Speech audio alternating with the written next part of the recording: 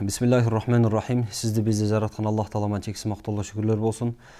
Жана анын сүйүктүү пайгамбары Мухаммад саллаллаху алейхи ва салламга Аллах Тааланын саламы жана рахматы болсун. Негизинен адам өзүн билбей калат.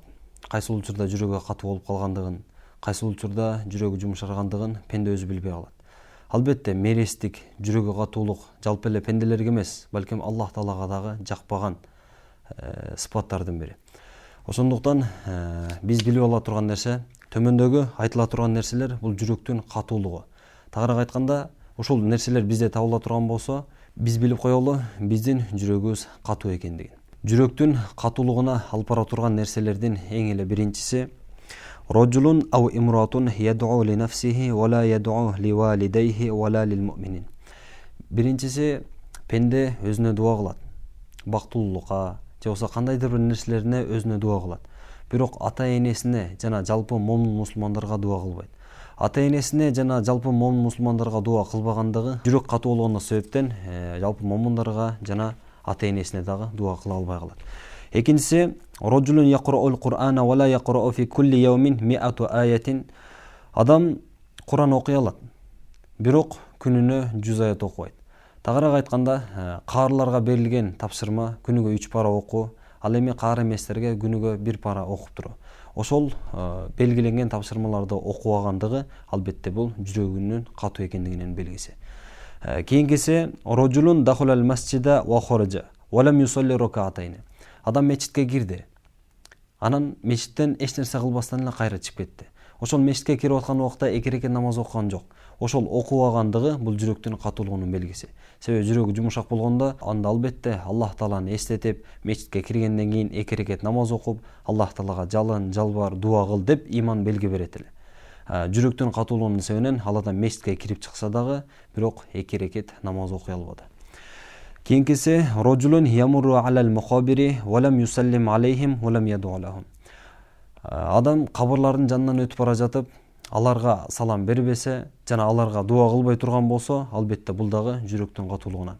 Пайгамбар саллаллаху алейхи ва саллям ар дайым кабырдын жанынан өтүп бара жатканда Ассаламу алейкум я ахлал мақабир, кабыр элдери, силерге Аллах Тааланын саламы, рахматы болсун. Чындыгында жакын карада биз дагы силерге кошулабыз деп Пайгамбар саллаллаху алейхи ва саллям салам айтат эле.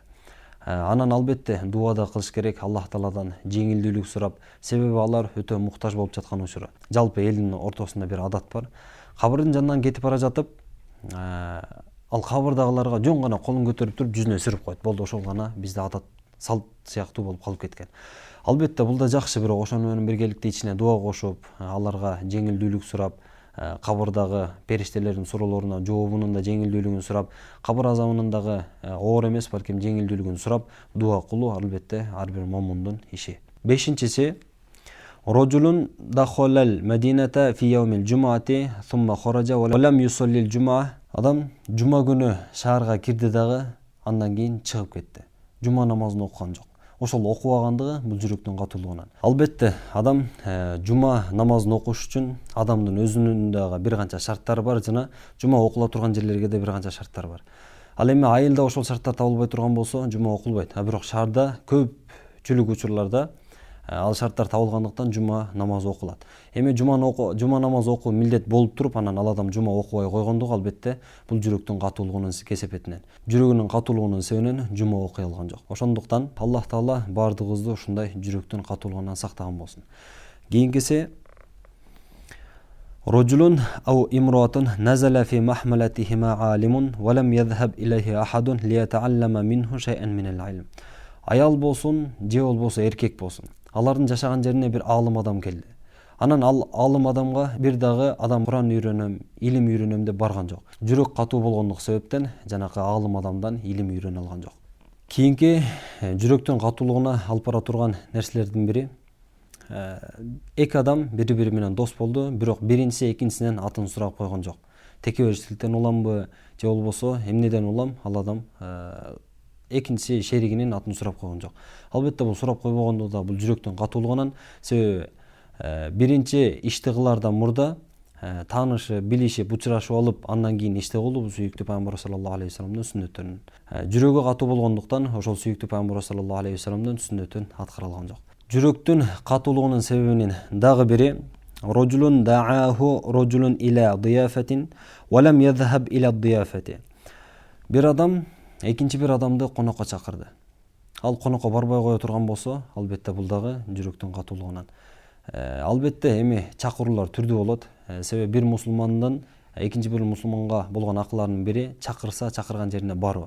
Албетте бул күнөө иш болбой турган болсо, күнөө болуусу ыктымал болгон жерлерге чакыра турган болсо, албетте ошол жерлерге барбай коюу бул дурусураак болуп эсептелет. Кийинки жүрөктүн катуулугунун себептеринин дагы бири жаш бала өзүнүн жаштыгын текке өткөрүп жатат. Ошол жаштык учурунда илим ала алган жок. Бул ала албагандыгы дагы албетте бул жүрөктүн катуулугунан болуп эсептелет.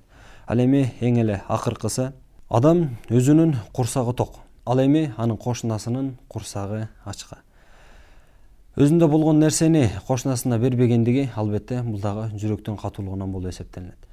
Ошондуктан жүрөктү жумшарта турган амалдарды көп кылышыбыз керек.